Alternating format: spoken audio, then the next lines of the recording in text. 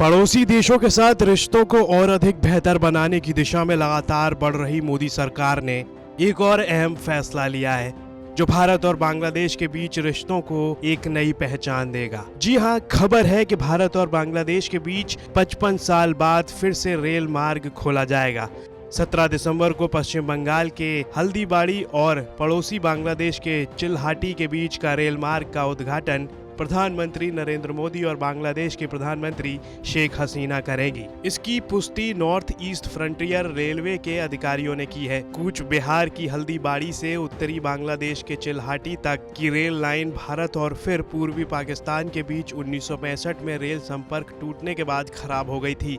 NFR के मुख्य जनसंपर्क अधिकारी सुभान चंदा ने कहा कि पीएम नरेंद्र मोदी और उनके बांग्लादेशी समकक्ष शेख हसीना 17 दिसंबर को हल्दीबाड़ी चिल्हाटी रेल मार्ग का उद्घाटन करेंगे।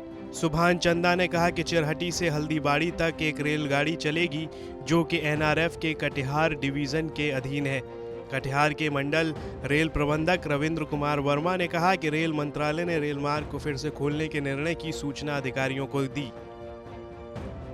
एनएफआर के सूत्रों ने बताया कि अंतर्राष्ट्रीय सीमा से हल्दीबाड़ी रेलवे स्टेशन की दूरी 4.5 किलोमीटर है, जबकि बांग्लादेश के चिल्हाटी की दूरी 0 से 7.5 किलोमीटर के आसपास है। हल्दीबाड़ी और चिल्हाटी दोनों स्टेशन सिलीगुड़ी और कोलकाता के बीच पुराने ब्रॉड गेज रेलवे मार्ग पर हैं, जो वर्तमान बांग्लादेश में क्षेत्रों से होकर गुजरते थे। इस रूट पर यात्री ट्रेन सेवा शुरू होने से कोलकाता से जलपाईगुड़ी जाने वाले लोगों को केवल 7 घंटे का समय लगेगा। पहले 12 घंटे लगता था, यानी 5 घंटे की बचत। गुवाहाटी के मालीगांव में स्थित एनईएफ का मुख्यालय पूरे पूर्वोत्तर क्षेत्र और बिहार और पश्चिम बंगाल के कुछ हिस्सों को कवर करता है।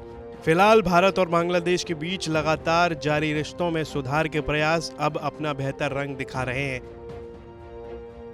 अभी हाल ही में भारत और बांग्लादेश के विदेश मंत्रियों की अगुवाई में संयुक्त सलाहकार आयोग की बैठक हुई थी, जिसमें दोनों देशों के प्रधानमंत्रियों की अगुवाई में होने वाली शिखर सम्मेलन की जमीन तैयार की गई है। नेवर फर्स्ट की तर्ज पर बढ़ती मोदी सरकार बांग्लादेश के साथ रिश्तों में नई गर्माहट लाने के प्रयास में जुट गई है और ये मौका बांग्लादेश भी नहीं छोड़ना चाहता। तभी तो उसने आयोग की बैठक में भारतीय पक्ष के सामने कई मांगों की सूची पेश कर दी। इस लिस्ट में शामिल मांगों में उसकी प्रमुख मांग ये है कि जब भी भारत प्याज जैसे आवश्यक वस्तुओं के निर्यात पर रोक लगाए तो इसकी सूचना ढाका को पहले उपलब्ध कराए ताकि वो अपनी व्यवस्था कर सके।